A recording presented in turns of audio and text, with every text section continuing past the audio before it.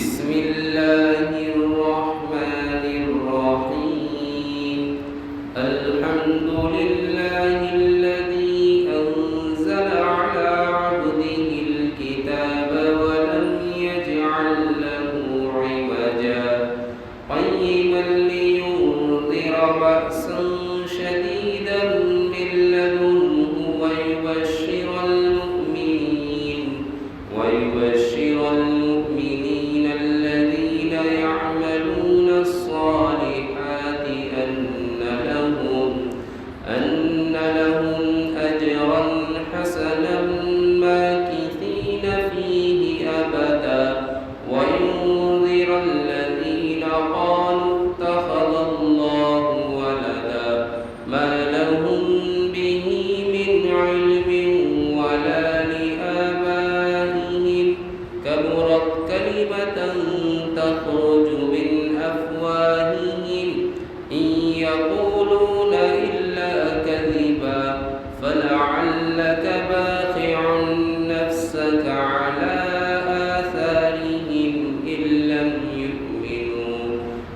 لم يؤمنوا بهذا الحديث أسفا إنا جعلنا ما على الأرض زينة لها لنبلوهم أيهم أحسن عملا وإنا لجاعلون ما عليها صعيدا جرزا أم حسبت أن أصحاب الكهف والرقيم كانوا من آياتنا عجبا إذ أوى الفتية إلى الكهف فقالوا ربنا آتنا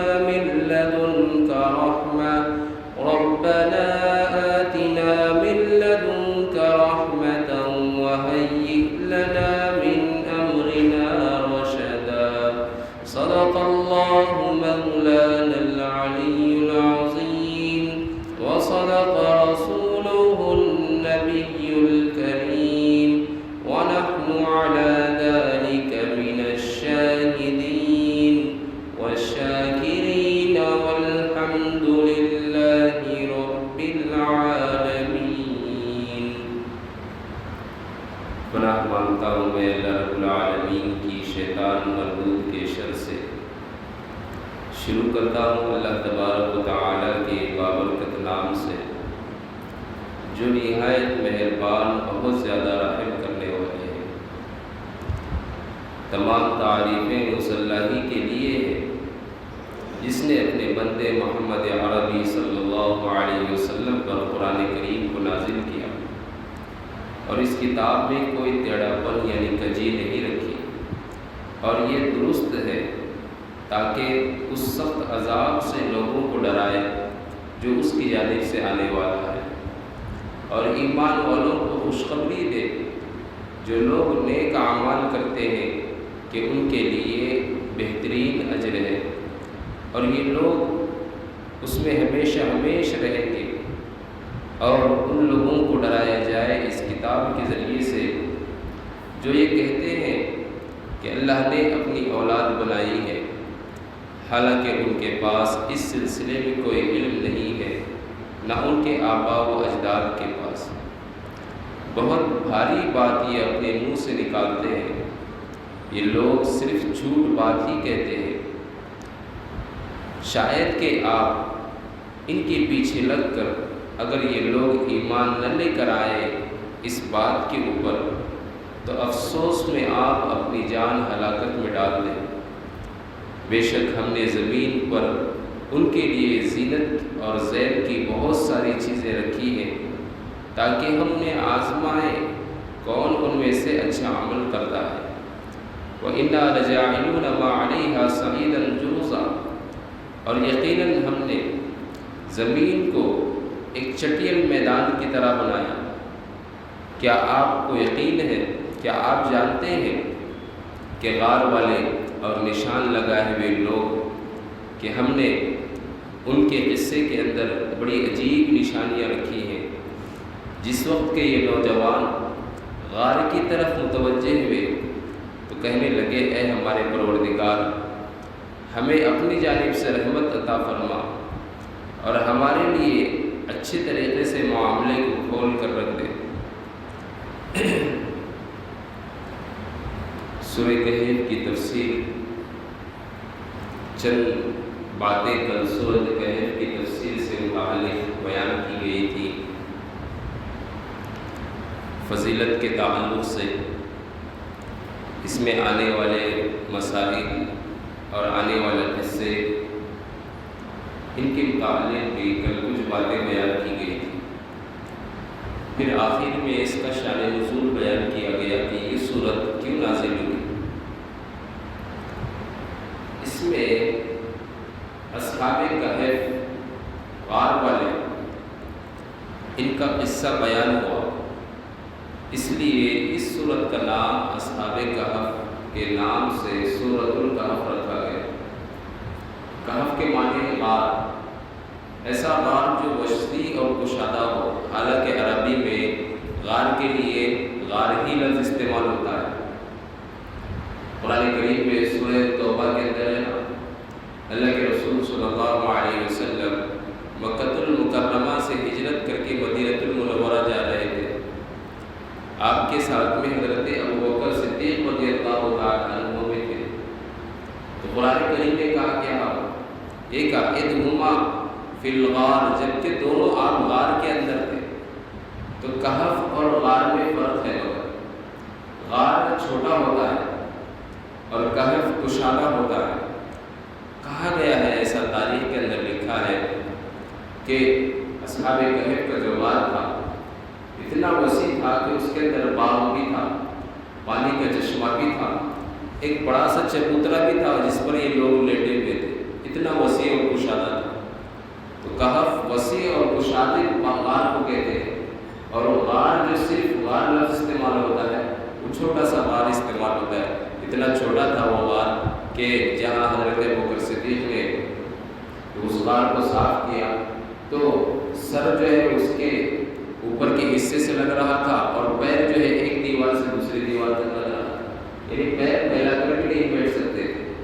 جس غار کے اندر حضرت ابوبکر صدیق اور نبی کریم صلی اللہ علیہ وسلم نے 3 راتیں گزاری ہجرت کے وقت میں، بہت چھوٹا تھا۔ یہ فرق ہے دونوں میں۔ اب رہ گئی بات کہ یہود نے جو سوال کیا تھا کہ اصحاب کہف کا قصہ کیا ہے، قرآن کریم نے بالترتیب اور تفصیل کے ساتھ اس واقعے کو بیان کیا۔ میں آپ کو ابھی بالتفصیل اس واقعے کو سنانے جا رہا ہوں، لیکن اس واقعے کو سنتے ہوئے آپ کو چند باتیں ذہن میں رکھنی ہے۔ پہلی بات، اللہ تبارک و تعالی انسان کی آزمائش کئی طریقوں سے کرتے ہیں۔ عزت کے ذریعے سے بھی آزمائش ہوتی ہے اور ذلت کے ذریعے سے بھی آزمائش ہوتی ہے، بیماری کے ذریعے سے بھی آزمائش ہوتی ہے، صحت کے ذریعے سے بھی آزمائش ہوتی ہے، اسی طریقے سے خوشی کے ذریعے سے بھی آزمائش ہوتی ہے، غم کے ذریعے سے بھی آزمائش ہوتی ہے، مال کے ذریعے سے بھی آزمائش ہوتی ہے، اور فقر و فاقے کی وجہ سے بھی آزمائش ہوتی ہے۔ یہ 8 طریقے سے انسان کی آزمائش ہوتی ہے۔ پھر ان 8 کو اگر آپ 2 کے اندر ضرب دیں تو 16 ہو جائیں گے۔ کیوں؟ اس لیے کہ ہر حالت میں انسان کی حالت اچھی ہوگی یا بری ہوگی، اچھی حالت ہوگی یا بری ہوگی۔ ان تمام طریقوں سے انسان کی آزمائش ہوتی ہے، بلکہ یہ کہا جائے کہ ان تمام صورتوں میں انسان فتنے میں واقع ہو سکتا ہے۔ اصحاب کہف کے قصے میں آپ کو یہ پوری 8 صورتیں نظر آئیں گی۔ ان اعتبار سے انسان کی جو ہے آزمائش ہوتی ہے۔ یہ آپ کو کچھ نقطہ جو ہے یہ ذہن کے اندر آپ کو رکھنا ہے۔ اب اصحاب کہف کا قصہ کیا ہے؟ یہود نے جو اللہ کے رسول سے سوال پوچھا تھا وہ کیا ہے؟ اس میں سے یہ قصہ ہے۔ اصحاب کہف حضرت عیسیٰ علیہ السلام کے زمانے کے بعد ایک چند نوجوان کی ٹولی اور ایک گروہ ہے۔ یہ وہ چند نوجوان تھے جنہوں نے اللہ کی توحید اور دین کی خاطر زمانے سے تنگ آ کر، اس کے ظلم ستم سے عاجز آ کر جنگل کی راہ لی اور غار کے اندر جو ہے اپنے آپ کو چھپایا اپنے ایمان کو بچانے کے لیے۔ دیکھیے، ظلم سے ایمان کو بچانا، اور یہ ظلم کس کا؟ بادشاہ کا، حکمران کا۔ اور بادشاہ کیا ہے؟ مال کا فتنہ، مال کا فتنہ ہے۔ تو مال کے فتنے سے ایمان کو بچایا ثابت ہے۔ تو چند نوجوان کا گروہ، یہ نوجوان کتنے تھے؟ بعض لوگوں نے یہ کہا کہ 3 نوجوان تھے اور ساتھ میں ان کا کتا تھا۔ بعض نے یہ کہا کہ 4 نوجوان تھے اور ساتھ میں 5واں ان کا کتا تھا۔ اور جو سب سے اصل اور اہم قول ہے جس پر مفسرین نے اعتبار کیا ہے وہ یہ ہے کہ یہ کل 7 لوگ تھے اور 8واں ان کا کتا تھا، لیکن اصل تعداد کتنی تھی یہ اللہ کو معلوم۔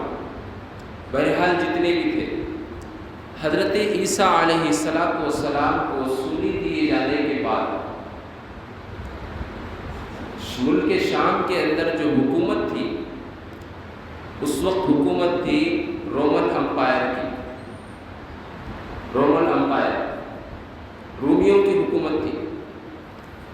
اور رومی نہ عیسائی تھے نہ یہودی تھے، خود پرست تھے، وہ بتوں کی عبادت کرنے والے۔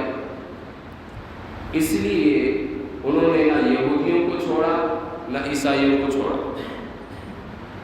بیت المقدس کے اوپر تو اتنا خطرناک حملہ کیا ہے بخت نصر نے، رومی بادشاہ تھا یہ۔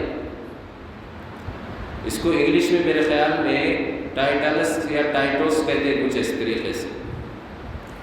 تو اس نے بیت المقدس کو اتنا تباہ کیا تھا کہ یہودیوں کو کہیں کا نہیں چھوڑا۔ پھر اتفاق سے بعد میں 500-600 سال کے بعد ان کا ایک دوسرا بادشاہ وہ عیسائی مذہب اختیار کر گیا، تو پھر تو اس نے یہودیوں کی اتنی بجائی پوری دنیا کے اندر کہیں نہیں چھوڑا۔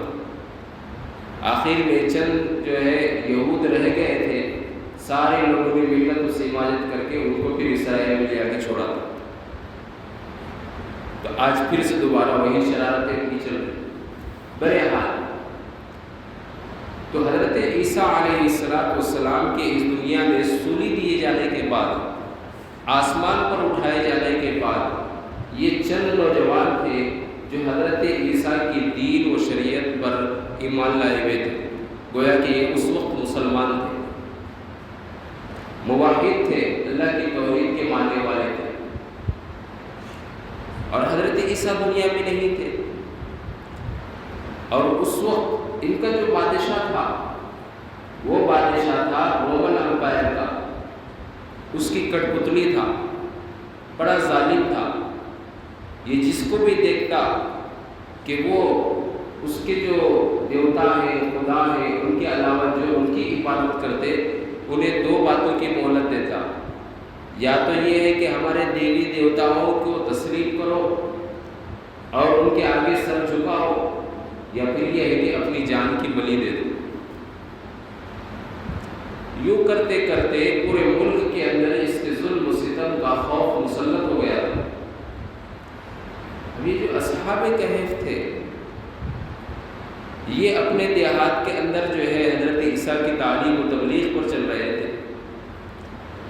اتفاق سے ایک دن جو ہے بادشاہ نے جو اپنے جاسوس چھوڑ رکھے تھے، وہ انکوائری کرتے کرتے اصحاب کہف کے گاؤں پہنچ گئے۔ اصحاب کہف جو نوجوان تھے، ان کو پکڑا گیا اور بادشاہ کے سامنے پیش کیا گیا۔ یہ نو عمر تھے، بالکل نوجوان،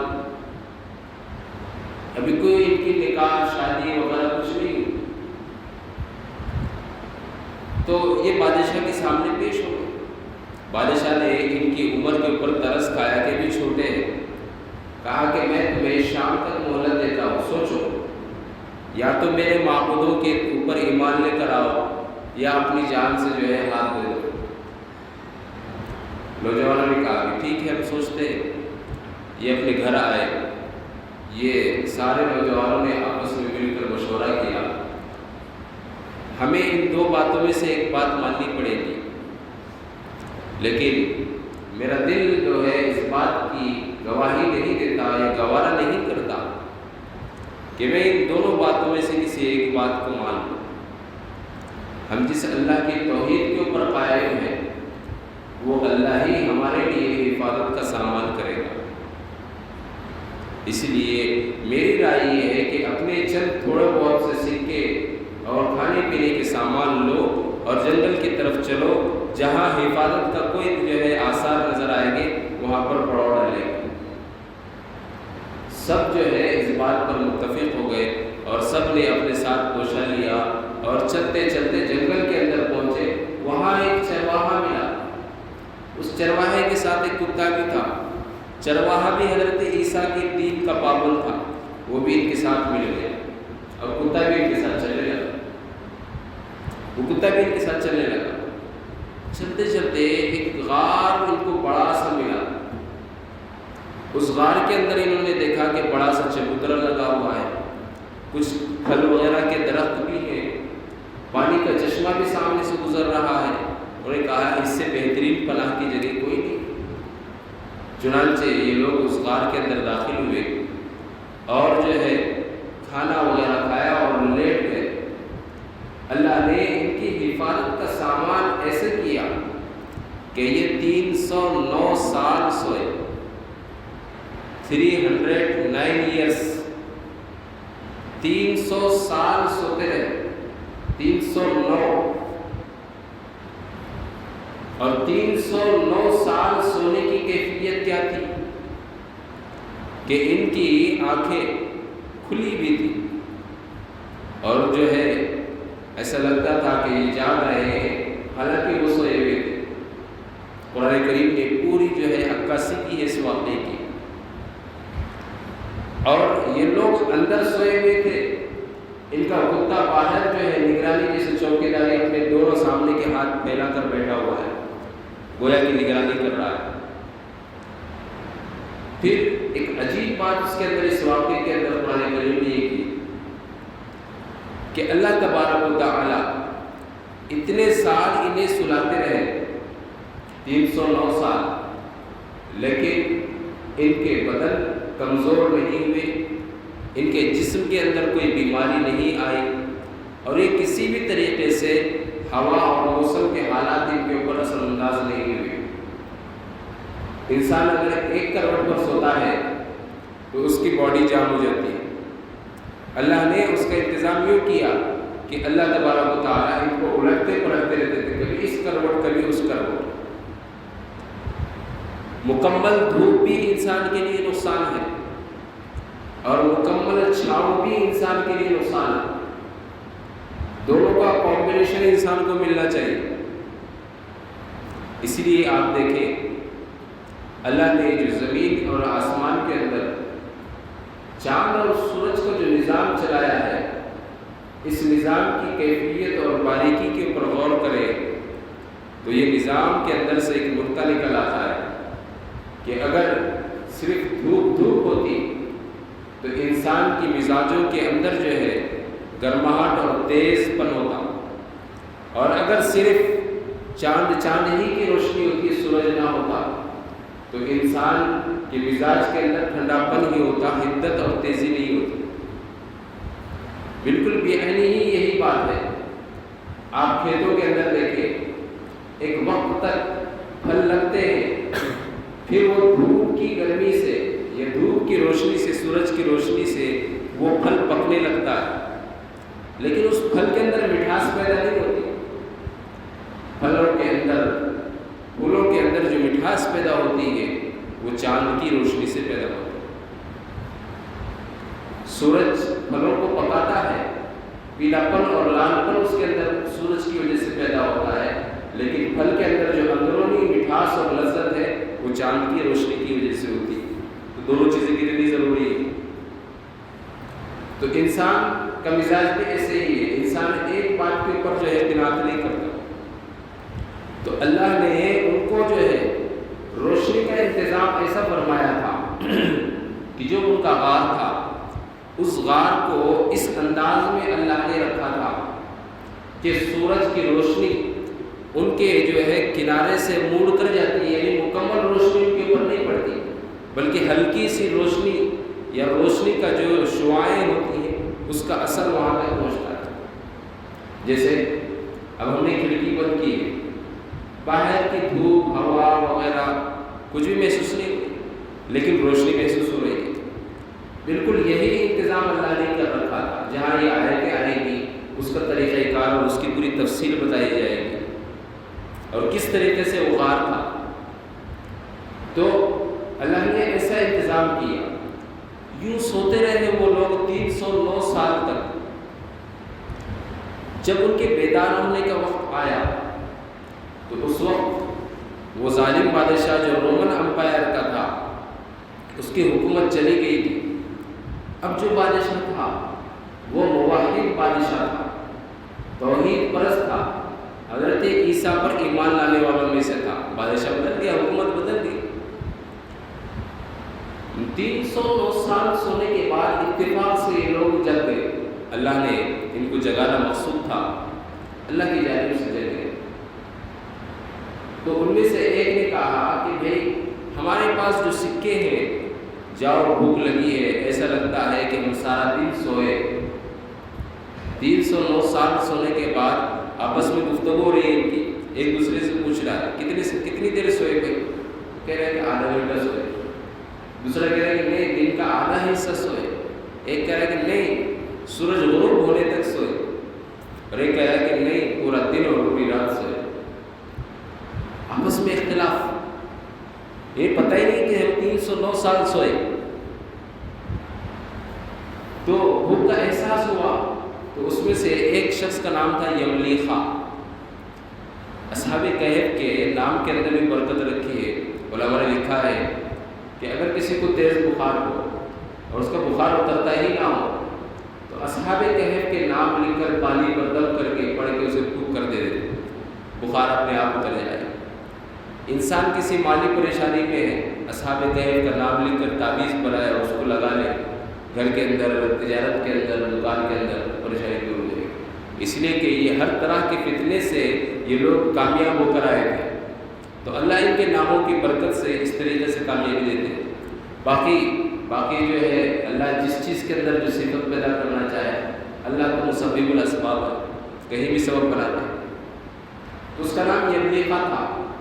لوگوں نے اس کو خزانچی بنایا تھا کہ آپ کیشیئر ہیں، سارے پیسے آپ کے پاس ہیں، وہ پیسے لے کر جاؤ اور بازار سے ہمارے لیے کھانے کے لیے کچھ چیزیں لے کر آؤ۔ اب یہ یملیخا جو ہے جنگل کے راستے سے شہر میں آیا، اور شہر میں آنے کے بعد جو اس کے پاس سکے تھے وہ سکے اس نے دکاندار کو دیے اور کھانے کے لیے چیزیں مانگی۔ دکاندار نے ان سکوں کو دیکھا اور کہا کہ میں کہاں سے آیا ہوں؟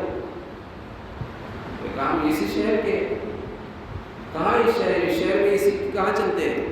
یہ سکے تو فلاں رومن بادشاہ کی حکومت میں تھے۔ جب بادشاہوں کی حکومتیں بدلتی ہیں تو بادشاہ اپنے سکے خود بناتے ہیں اپنے اعتبار سے۔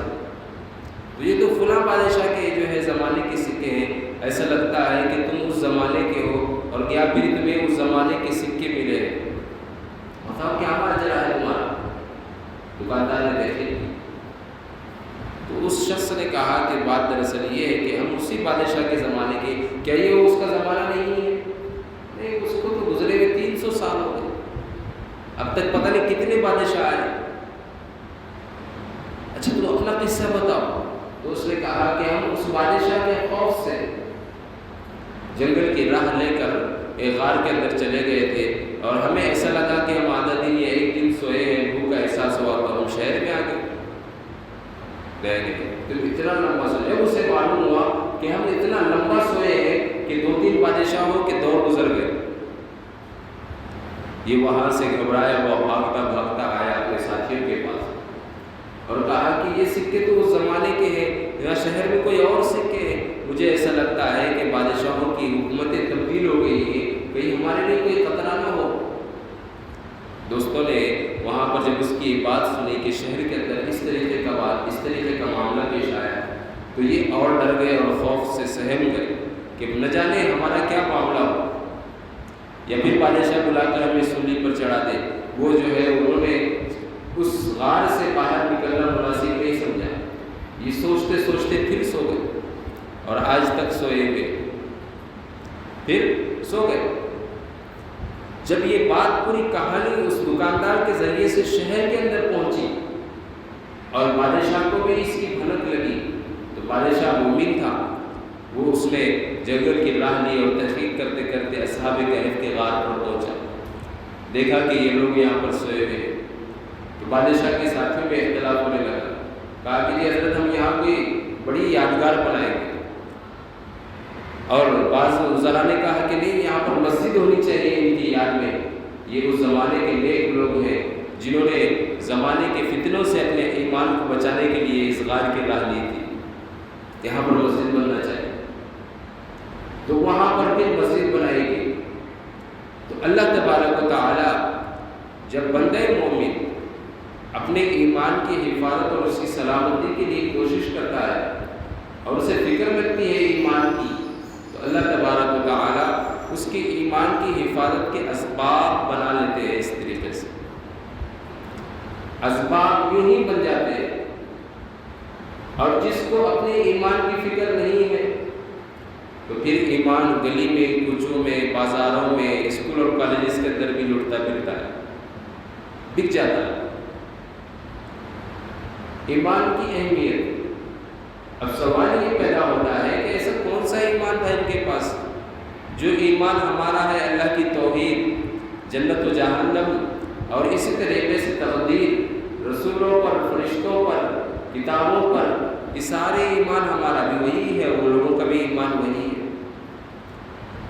مختلف ہے تو شریعت مختلف ہے، ہمارے نماز پڑھنے کا طریقہ الگ ہوگا، ہمارے وضو کا طریقہ الگ ہوگا، ان کے وضو کا اور نماز کا طریقہ الگ ہوگا، لیکن ایمان تو ایک ہی تھا تمام شریعتوں کا۔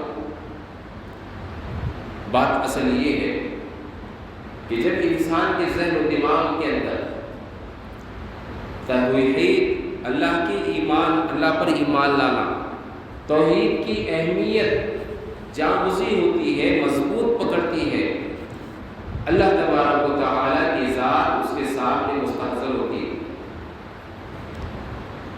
اس کو یوں کہیں کہ توحید کی دو قسمیں ہیں، ایک توحید اعتقادی اور ایک توحید عملی۔ توحید اعتقادی کیا ہے؟ کہ اللہ کی ذات پر ایمان لانا اس طرح کہ اللہ کی ذات و صفات میں ہم کسی کو شریک نہ ٹھہرائیں۔ جہاں ہمارا یہ اعتقاد ہے کہ رزق دینے والی ذات اللہ کی ہے، وہیں پر ہمارا اعتقاد اور ایمان یہ ہو کہ بارش بھی اللہ ہی برساتے ہیں، اناج بھی جو ہے کھیتوں سے اللہ ہی نکالتے ہیں، بیماری اور صحت بھی اللہ دیتے ہیں، نفع و نقصان بھی اللہ ہی کے جو ہے قبضے قدرت میں ہے۔ یہ ہے اعتقاد، یہ ہے عقیدہ، کہ ہمارا یہ عقیدہ ہے، ذہن و دماغ نے اس بات کو قبول کیا ہوا ہے۔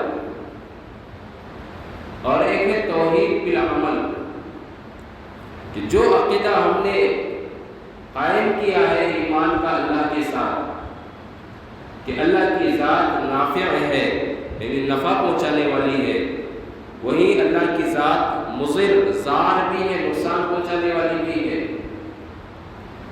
تو انسان کو جب کوئی چیز نفع کی حاصل ہوتی ہے دنیا میں تو فوراً اس کا ذہن اللہ ہی کی طرف متوجہ ہونا چاہیے کہ جو عقیدہ ہم نے قائم کیا، اللہ کی ذات و صفات جو ہے نفع و نقصان پہنچانے والی ہے، اللہ نے نفع پہنچایا ہے اللہ کی جانب سے، بیماری آئی اللہ کی جانب سے، صحت ملی اللہ کی جانب سے، لیکن ہوتا کیا ہے جب انسان کو صحت ہوتی ہے تو انسان بڑے بڑے دعوے کرتا ہے کہ اللہ نے بڑی زبردست صحت دی ہے، اور جیسے ہی بیماری آتی ہے انسان بکھر جاتا ہے، یہ ایسے ہی ہونا تھا کیا، وہ ایسے ہی ہونا تھا کیا، میرے ساتھ ہی چھونا تھا کیا، ایسا چھونا تھا کیا، اللہ کو بھی ایسا دکھا کیا، ایسی باتیں انسان کرتا ہے، وہاں توحید بلا عمل ختم ہو جاتا ہے۔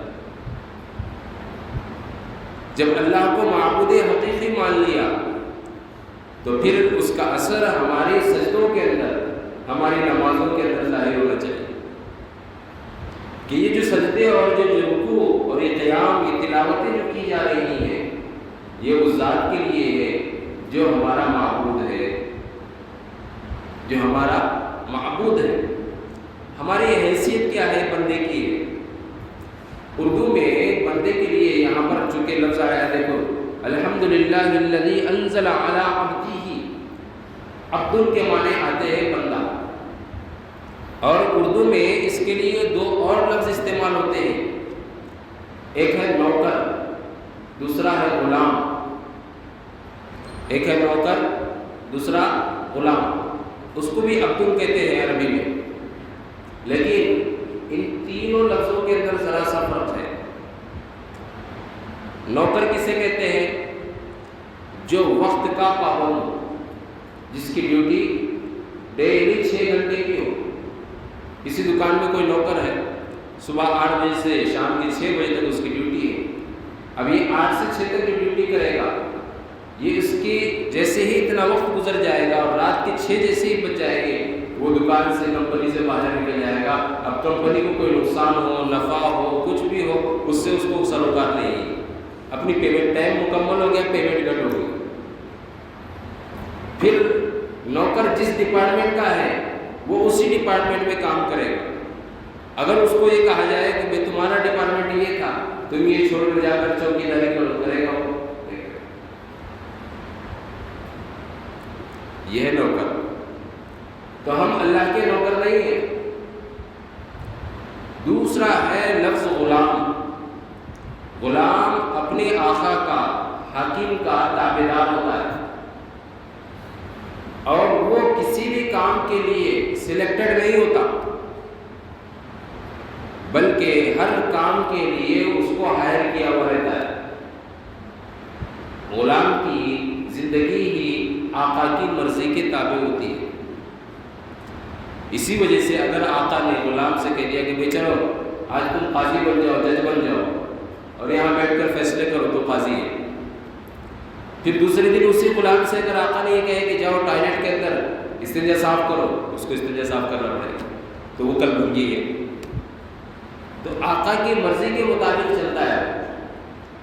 اور تیسرا لفظ ہے عبد، جس کو قرآن کریم میں بار بار ہر جگہ استعمال کیا ہے اللہ نے بندوں کے لیے۔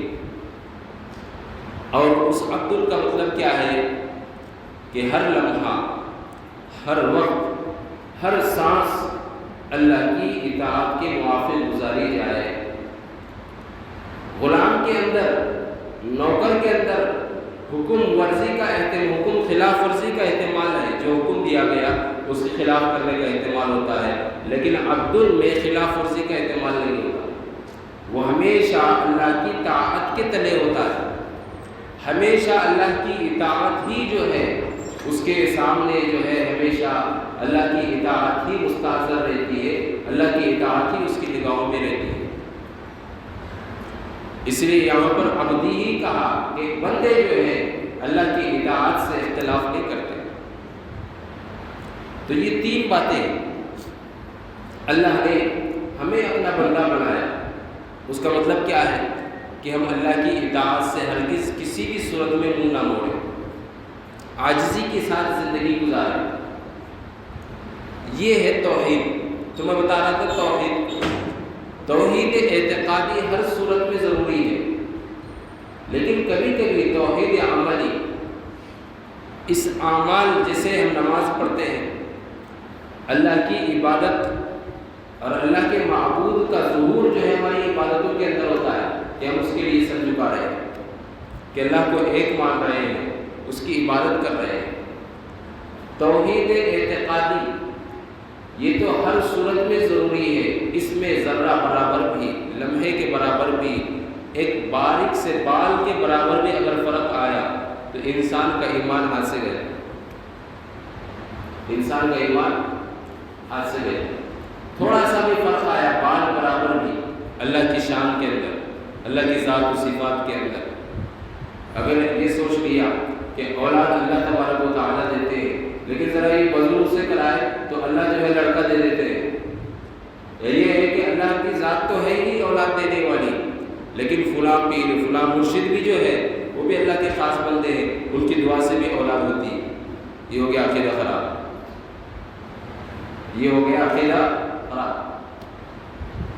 شفا دینے والی ذات اللہ کی ہے، اسباب اختیار کرنا بندوں کا کام ہے، بندہ گولی کھائے دوا کھائے، لیکن یہ کہ فلاں ڈاکٹر ہی کے ہاتھ میں شفا ہے، یہ شرکی الفاظ ہے، عقیدہ خراب، ایمان گیا ہاتھ سے۔ تو یہ ہے توحید اعتقادی، اس میں تو کوئی کمی اور کاست درست نہیں، جائز نہیں، ورنہ ایمان چلے جائے گا۔ البتہ اس توحید اعتقادی ہی پر انسان کی نجات ڈیپینڈ ہے، انسان کی نجات کا دار و مدار ہے۔ کہتے ہیں کہ حدیث کے اندر ہے نا، من قال لا الہ الا اللہ دخل الجنہ، جس نے لا الہ الا اللہ کہہ دیا وہ جنت کے اندر داخل ہو گیا۔ تو اس سے مراد یہی توحید اعتقادی ہے۔ اگر یہ توحید اعتقادی انسان کے دل کے اندر ہے، اس بنیاد پر وہ جنت کے اندر جائے گا، لیکن اگر یہاں کمی ہو گئی تو جنت کے اندر نہیں جائے گا، بلکہ اس کا معاملہ اللہ تبارک و تعالیٰ کفر کے ساتھ کریں گے۔ توحید اعتقادی کے ساتھ ساتھ اگر اعمال ہوئے انسان کے، عبادت، نماز، روزہ، تو یہ اس توحید کو اور نکھارتے ہیں اور انسان کے درجات کو اور بلندی کی طرف لے جاتے ہیں۔ انسان کے اعمال جو ہے اس کی درجات کی بلندی کا سبب بنتے ہیں، درجات کی بلندی کا سبب بنتے ہیں۔ لیکن کبھی کبھی ایسا بھی ہوتا ہے، انسان کے ذہن و دماغ کے اندر اللہ کی بڑی عقیدت اور اس کا احترام ہے اور اس پر ایمان ہے پکا، لیکن اس کو اعمال کرنے کی مہلت نہیں ملتی یا عمل نہیں کر سکا، اس کی بنیاد پر کیا وہ ایمان سے خارج ہو جائے گا؟ نہیں، مومن تو رہے گا۔ اعمال نہیں کیا کسی عذر کی بنیاد پر تو اس عذر کو دیکھا جائے گا، بغیر عذر کیا تو ان اعمال کی جزا اس کو ملے گی، سزا ملے گی۔ اور اگر اسے اتنی زندگی ملی ہی نہیں کہ وہ اعمال کر ہی نہیں سکا، چلا گیا، تو اس کا یہ کلمہ پڑھنا اس کو جہنم کے 7 طبقات سے نکال کر جنت کے اعلیٰ طبقے کے اندر داخل کرے گا۔ اس کی مثال غزوہ خیبر کے موقع پر اللہ کے رسول صلی اللہ علیہ وسلم یہود کے قلعوں کا محاصرہ کیے ہوئے، اور یہود مسلمانوں کے ساتھ غزوہ خیبر تک بڑی سازشیں، بڑے منصوبے، پلان، بغاوتیں اسلام کے خلاف کرتے رہے۔ اس لیے یہ آخری فیصلہ تھا اللہ کے رسول کا کہ ان کے خلاف جو ہے لڑائی کی جائے اور ان کو مدینے سے کھدیڑ کر باہر نکالا جائے۔ یہود کے قلعے کا محاصرہ ہو رہا ہے،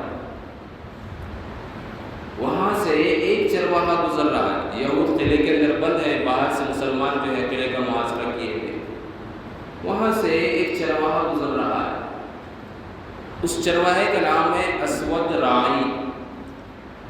اس کا نام کیا ہے؟ اسود راعی۔ اسود کے معنی بہت زیادہ کالا، راعی کے معنی چرواہا، چلانے والا، بکریاں چلانے والا۔ اس نے یہ سوچا کہ بھائی مسلمانوں کا یہود کے ساتھ اس طریقے سے لڑنا یہ ہے کیا؟ آخر مسلمان یہود سے کیوں لڑ رہے ہیں؟ اور یہود نے ایسا کیا کیا ہے کہ مسلمان ان کے اوپر حملہ کرنے کے لیے آ گئے؟ ان کے ساتھ کیا مسئلہ ہے؟ ایسی کون سی بات ہے جس کے اوپر جو ہے میدان میں اترنا پڑا ہتھیار لے کر؟ یہ سوچتا ہوا آ رہا ہے۔ چلتے چلتے ایک صحابی رسول سے اس کی ملاقات ہوئی، اس نے سوچا کہ کیوں نہ ان سے پوچھ لیا جائے۔ تو اس چرواہے نے صحابی رسول سے پوچھا کہ بتاؤ تم یہودیوں پر کیوں حملہ کرنا چاہتے ہو؟ انہوں نے تمہارا کیا بگاڑا ہے؟ اور ایسی کون سی بات ہے کہ بات جو ہے یہاں جسم و جان کی نہیں بلکہ یہاں سے کھدیڑنے کی، یہاں سے نکالنے کی چل رہی ہے، شہر بدل کرنے کی چل رہی ہے۔ صحابی رسول نے کہا بھائی تمہارے جو بھی معاملے ہیں، جو بھی سوال ہے، ہمارے سالار اعظم سے جا کر پوچھو، ہم جواب نہیں دے سکتے، وہ آپ کو تسلی بخش جواب دیں گے۔ چرواہا کہنے لگا تمہارے لشکر کے سالار اعظم مجھ سے ملیں گے یا میں ان سے مل سکتا ہوں؟ صحابی رسول نے کہا کہ ہاں کیوں نہیں مل سکتے؟ کیوں؟ اس لیے کہ دنیا کا یہ تصور اور یہ دنیا کا یہ ضابطہ ہے کہ جو بادشاہ ہوتے ہیں، جو حاکم ہوتے ہیں، سی ایم پی ایم ہوتے ہیں، ہر عام انسان ان سے نہیں مل سکتا، آسان نہیں ہوتا۔ کہاں مل سکتے؟ نہیں، بلکہ بادشاہ سے تو خاص لوگ ہی ملتے ہیں جو اس کے وزراء ہوتے ہیں۔ بادشاہ کے محل کا دربار بھی بادشاہ کو نہیں مل سکتا۔ تو اس نے کہا میں سالار اعظم سے ملوں۔ ہاں کیوں نہیں مل سکتے؟ بالکل۔ میرے کپڑے دیکھو میلے کیسے رہے، بکریوں کے پیشاب کی بدبو میرے کپڑوں کے اندر آ رہی ہے، بڑا گندا حال ہوں، کالا کروٹا ہوں، دل اور دور سے ہی بدبو آتی ہے جسم سے، ایسی صورت میں مجھے ملے؟ ہاں ملے گی، جاؤ۔ راستہ بتایا گیا، اللہ کے رسول کے خیمے تک وہ پہنچا۔ اللہ کے رسول صلی اللہ علیہ وسلم سے اس نے سوال کیا، جو سوال صحابی رسول سے کہ آپ کا آخر یہود سے کیا معاملہ ہے کہ آپ ان پر حملہ کر رہے ہیں؟ اللہ کے رسول نے کہا کہ یہ اصل میں توحید کے باغی ہیں، توحید کے باغی ہیں، اللہ کی توحید کا انکار کرتے ہیں، حالانکہ ان پر توریت، انجیل، ساری کتابیں نازل ہو گئی اور اللہ کی توحید کو جانتے ہیں، لیکن میں نے جو ان کو توحید کی دعوت دی تو اس کے خلاف انہوں نے باغیانہ کردار قائم کیا اور اس وجہ سے ان پر حملہ کیا جا رہا۔ اس چرواہے نے کہا اچھا توحید کیا ہے بتائیں، اصل پہلے مجھے بھی تو بتاؤ توحید کیا ہے۔ اللہ کے رسول نے جب میں نے بھی تو تقریر کی، جو ابھی توحید کا جو آپ کو منظر سمجھایا، سارا منظر اللہ کے رسول نے اس کو سمجھایا، بات اس کی سمجھ میں آ گئی کہ اللہ کی ذات میں کسی کو شریک نہ ٹھہرے، بات اس کی سمجھ میں آ گئی۔ تو اس نے کہا کہ اگر میں اس توحید کو مان لوں تو میرے لیے کیا حق ہوگا، کیا حقوق ہوں گے میرے لیے؟ تو اللہ کے رسول نے اسود رائی سے کہا اگر تم اس توحید کو مان لیتے ہو، پہلی بات جہنم کے 7 طبقات سے نکل کر جنت کے اعلیٰ حصے میں چلے جاؤ گے، جنت الفردوس کے اعلیٰ مقام پہ چلے جاؤ گے۔ دوسری بات جو دنیا میں حقوق مسلمانوں کے ہیں وہ حقوق تمہیں ملیں گے اور ہر مسلمان تمہیں اپنے سینے سے لگائے گا۔ اس نے کہا کہ میں چرواہا ہوں، میں نے کچھ نہیں، میرے جسم سے بدبو آ رہی ہے، کیا یہ مجھے سینے سے لگائیں گے؟ اللہ کے رسول نے کہا کہ ہاں بھائی کیوں نہیں سینے سے لگائیں گے، تم اسلام لا کر تو دیکھو، ہم ضرور تمہیں سینے سے لگائیں گے۔ چنانچہ یہ کہہ کر اس نے کہا کہ بات اگر ایسی ہے تو پھر میں توحید کا اقرار کرتا ہوں، لا الہ الا اللہ محمد رسول اللہ کا اقرار کرتا ہوں۔ اللہ کے رسول صلی اللہ علیہ وسلم نے اسے سینے سے لگایا، وہ اتنا انتہائی جو ہے خوشی کے اندر آ گیا اور جذبے کے اندر آ گیا کہ جو ان کا سالار اعظم ہے اس نے سینے سے لگایا تو آپ مسلمان بھی لگائیں گے، جبکہ میرے قبیلے میں میرے کالے کلر کو دیکھ کر، میری جو ہے گندی زندگی کو دیکھ کر، بدبودار زندگی کو دیکھ کر کوئی مجھے قریب پاس بیٹھنے بھی نہیں دیتا اور مسلمان مجھے سینے سے لگا رہے ہیں ایسی حالت میں۔ یہ اصل چیز، یہ وہ دور تھا جس پر پوری دنیا ناز کرتی تھی، یہ اللہ کے رسول کی وہ صفت تھی۔ جس دور پہ نازا تھی دنیا، اب ہم وہ زمانہ بھول گئے، اوروں کو جگانا یاد رہا، خود ہوش میں آنا بھول گئے۔ مسجد اب اذان تو اب بھی ہوتی ہے، مسجد کی فضا میں اے انور، جس ضرب سے دل ہل جاتے تھے وہ ضرب لگانا بھول گئے۔ تو یہ مسلمانوں کا کردار تھا کہ ان کی کردار سے لوگ اسلام لے کر آتے تھے۔ اللہ کے رسول نے کہا کہ ہاں بھائی اب تم جو ہے جنت کے مستحق ہو گئے۔ تو اس نے کہا اللہ کے رسول یہ جو میرا چہرے کا کلر ہے کالا، کیا یہ کالا مطلب یہ ہے کہ آج کل دنیا کے اندر گورے کی کالے کی جو لڑائی چل رہی ہے، زبانوں کی لڑائی چل رہی ہے، ملکوں کے علاقے کے کی لڑائی چڑھ رہی، وہ یہ پوچھنا چاہ رہا ہے اس کالے کلر کی وجہ سے بھی مسلمان مجھے اپنے اندر شامل کر رہے ہیں؟ اللہ کے رسول نے کہا کہ بھائی ہو دیکھو یہ ہوگا کہ دنیا کوئی تمہارے اس چہرے کے کالے پن کا علاج نہ کرے اور دنیا کے پاس کوئی اس کی دوا نہ ہو، لیکن اللہ تبارک و تعالیٰ کل قیامت میں جب تم کو اٹھائیں گے تو تمہارے چہرے کو نور سے منور کر کے اٹھائیں گے۔ میں اس بات کی گارنٹی دیتا ہوں۔ اس نے کہا کہ اللہ کے رسول اچھا اب میں اسلام لایا ہوں تو بتائیں میرے لیے کیا ہدایت ہے، میں کیا کام کروں؟ اللہ کے رسول نے کہا اس وقت کوئی نماز کا بھی حکم نہیں ہے، یعنی نماز فرض ابھی کوئی وقت نہیں آیا کہ نماز تمہیں ادا کرنے کی کہی جائے، یہ حج کا موسم بھی نہیں ہے کہ تمہیں حج کے ارکان جو ہے سکھائے جائے، اور یہ زکوٰۃ تم اتنے مالدار نہیں ہو کہ زکوٰۃ تم سے لی جائے، تم خود ایک چرواہے غریب ہو، اور رمضان کے دن بھی نہیں ہے کہ روزہ رکھنے کے لیے کہا جائے۔ اس نے کہا پھر کیا کروں اللہ کے رسول؟ اور کہا کہ مسلمان اس وقت ایک بڑی دعوت کو لے کر آئے ہیں اور ایک بڑی مہم پر چل رہے ہیں، یعنی یہود کے خلاف میدان میں اترے ہیں۔ اب تمہارے لیے ضروری ہے کہ مسلمانوں کا اس کام کے اندر ساتھ دو، یعنی تم بھی جو ہے مسلمانوں کے قدم میں قدم ملا کر جو ہے قلعے کے محاصرہ اور ان کے ساتھ لڑائی میں شریک ہو جاؤ۔ تو اس اسود رائے چرواہے نے کہا کہ اگر میں شامل ہو گیا تو میرے لیے کیا ہوگا؟ اللہ کے رسول نے فرمایا جنت کا سب سے اعلیٰ مرکز تمہارے لیے ہوگا، اللہ تمہارے چہرے کو منور کرے گا اور اللہ تمہاری مغفرت فرما دے گا۔ ٹھیک ہے، اس نے فوراً اپنی بکریوں کو وہاں سے بھیج دیا، ہٹا دیا، اور جو ہے جنگ کا جو ہے سامان لے کر میدان جنگ کے اندر کود پڑا اور لڑتے لڑتے جو ہے شہید ہو گیا۔ جب خیبر فتح ہوا شہداء کی لاشیں الگ نکالی گئی، الگ ایک ایک لاش کو اللہ کے رسول دیکھ رہے تھے، تو آپ کو وہاں پر اسود رائی کی لاش بھی نظر آئی۔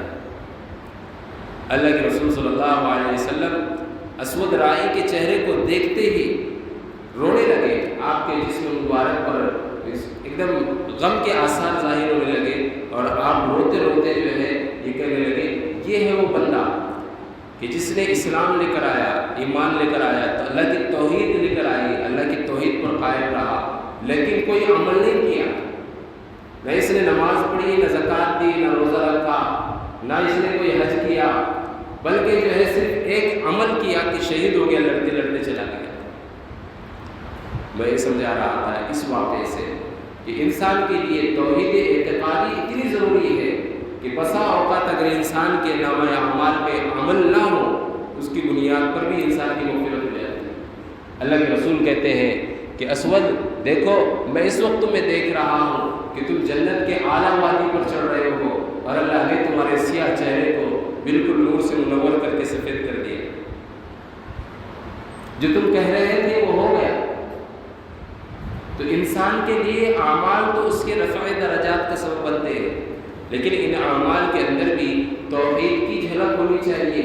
یہ نہیں کہ انسان فلاں کے کہنے سے نماز پڑھ رہا ہے، یہ نہیں کہ انسان جو ہے ماں باپ کے ڈر سے کچھ کام کر رہا ہے، کچھ تلاوت کر رہا ہے، نہیں، ریاکاری ہے یہ۔ اللہ پر ایمان لائے ہو تو خود سے اللہ کے لیے بیٹھو، خود سے اللہ کے لیے تلاوتیں کرو، خود سے اللہ کے لیے جو ہے نمازیں قائم کرو۔ تو یہ ہے وہ بات کہ توحید کا یہ سبق اس واقعے کے اندر اصحاب کہف کے واقعے میں لیا گیا۔ کل پھر انشاءاللہ آیتوں کی تفسیر ہوگی۔ اللہ تبارک و تعالیٰ سے دعا ہے کہ اللہ رب العالمین ہم تمام کو قرآن و سنت کے موافق زندگی گزارنے کی توفیق عطا فرمائے، اور قرآن کریم کے انوار و برکات ہماری زندگی کے اندر شامل حال فرمائے۔ آمین وآخر دعوانا الحمدللہ رب العالمین۔ الحمدللہ رب العالمین۔ یا رب صلی وسلم دائما ابدا علی حبیبک خیر الخلق کلہم۔ اللہم لک الحمد کلہ ولک الشکر کلہ، اللہم اعنا علی ذکرک وشکرک وحسن عبادتک۔ ربنا آتنا فی الدنیا حسنہ وفی الآخرۃ حسنۃ وقنا عذاب النار۔ اللہم نور قلوبنا بالقرآن وزین اخلاقنا بالقرآن وادخلنا فی الجنة بالقرآن واخرجنا من النار بالقرآن۔ اللهم أنس وحشتنا في قبورنا، اللهم ارحمنا بالقرآن العظيم واجعله لنا إماما ونورا وهدى ورحمة۔ اللهم ذكرنا منه ما نسينا وعلمنا منه ما جهلنا وارزقنا تلاوته آناء الليل وآناء النهار واجعله لنا حجة لا حجة اے اللہ ہمارے گناہوں کو معاف فرما، خطاؤں سے درگزر فرما، سیئات کو حسنات سے مبدل فرما، مولا کریم رحم کا، کرم کا، عافیت کا، درگزر کا معاملہ فرما۔ اے اللہ پریشان حالوں کی پریشانیوں کو دور فرما، امت مسلمہ کی مظلومین کی مدد فرما، خاص طور سے فلسطین کے مسلمانوں کی مدد فرما۔ اے اللہ معصوم بچوں کی حفاظت فرما، اے اللہ معصوم سے چھوٹے سے بچے ہیں، ظالموں نے ان پر بھی گولیوں کی بوچھار کر دی، انہیں زخمی کیا، مولا کریم گھر سے بے گھر کیا۔ اے اللہ ظالمین کے حق میں اگر ہدایت ہے تو اسے ہدایت سے نواز دے، ورنہ زمین کو ان کے وجود سے پاک فرما، ان کو صفحہ ہستی سے ختم فرما، انہیں نیست و نابود فرما۔ اے اللہ کمزوروں کی مدد فرما، اے اللہ فلسطین کی مسلمانوں کی مدد فرما۔ اے اللہ یہ ماہ مبارک ہے، اس میں آپ کی رحمتیں برکتیں نازل ہوتی رہتی ہیں، آپ بندوں کی طرف متوجہ ہوتے ہیں۔ اے اللہ فلسطین کے مسلمانوں کو ظالم کے ظلم سے نجات دلائیے، مولا کریم انہیں دونوں جہاں میں سرخروئی عطا فرمائیے۔ اے اللہ مدارس کی، مساجد کی، خانقاہوں کی، دین کے تمام مراکز کی اور ان میں کام کرنے والے عملے کی حفاظت فرما۔ اے اللہ مسلمانوں کی ایمان کی، عزت کی، آبرو کی حفاظت فرما۔ اے اللہ ہمیں جب تک کہ آپ زندہ رکھیں اسلام اور اسلامی اصولوں پر، اور جب ہم تمام کا خاتمہ ہو تو اپنے فضل و کرم سے ایمان پر خاتمہ نصیب فرما۔ اے اللہ ایمان کی اہمیت، قرآن کریم کی عظمت، اعمال کی برکت اور اعمال کی اہمیت ہمارے دلوں کے اندر پیدا فرما۔ اے اللہ ایمان کی روشنی کو، ہمارے ایمان کی روشنی کے ذریعے سے ہمارے قلوب کو جلا عطا فرما، ہمارے قلوب کو منور فرما۔ اے مولا کریم یہ ماہ مبارک ہے، اس کی تمام سعادتیں برکتیں سمیٹنے کی توفیق عطا فرما۔ اے اللہ یہ رحمت کا عشرہ چل رہا ہے، تمام امت مسلمہ پر رحم فرما، کرم فرما۔ اے اللہ اپنی رحمت میں جگہ عطا فرما۔ اے اللہ جو بیمار ہے شفائے کاملہ عاجلہ دائمہ عطا فرما، صحت و عافیت عطا فرما۔ اے اللہ ہم تمام کو ہر روحانی اور جسمانی مہلک بیماریوں سے حفاظت فرما، ہم تمام کی جان لیوا بیماریوں سے حفاظت فرما۔ اے اللہ جو بھی بیمار ہیں، بچے ہیں، بوڑھے ہیں، بزرگ ہیں، جوان ہیں، مائیں ہیں، بہنیں ہیں، مولا کریم سب کو صحت و عافیت عطا فرما۔ اے مولا کریم اپنا خصوصی فضل عطا فرما۔ اے اللہ ہمارے مرحومین کی مغفرت فرما، کروڑ کروڑ جنت نصیب فرما، ان کے قبروں کو جنت کا باغ بنا۔ اے مولا کریم ان کی نیک اعمال کو ان کے درجات کی بلندی کا سبب بنا۔ مولا کریم ہمارے ایمان کی حفاظت فرما، آنے والے نسلوں کی ایمان کی حفاظت فرما۔ اے اللہ آپ کی عظمت اور آپ کا استحضار ہمارے قلوب اور دلوں کے اندر پیدا فرما۔ قرآن کریم کے ذریعے سے راہ راست پر چلا، مولا کریم سنتوں کا متبع اور پابند بنا۔ اللہ کے رسول صلی اللہ علیہ وسلم نے جتنی بھی دعائیں مانگی ہیں ان تمام میں ہم سب کا حصہ شامل حال فرما۔ جن شرور و فتن سے پناہ مانگی ہے ان سے ہماری اور تمام امت مسلمہ کی اور ہمارے آنے والے نسلوں کی حفاظت فرما۔ اے اللہ ہمارے دلوں کے اندر جو بھی ہماری خواہشات ہیں، تمنائیں ہیں، ضروریات ہیں، دینی اور دنیاوی، تمام ضروریات سے آپ بخوبی واقف ہیں۔ مولا کریم اپنے خزانہ غیب سے ہماری دینی اور دنیاوی ضروریات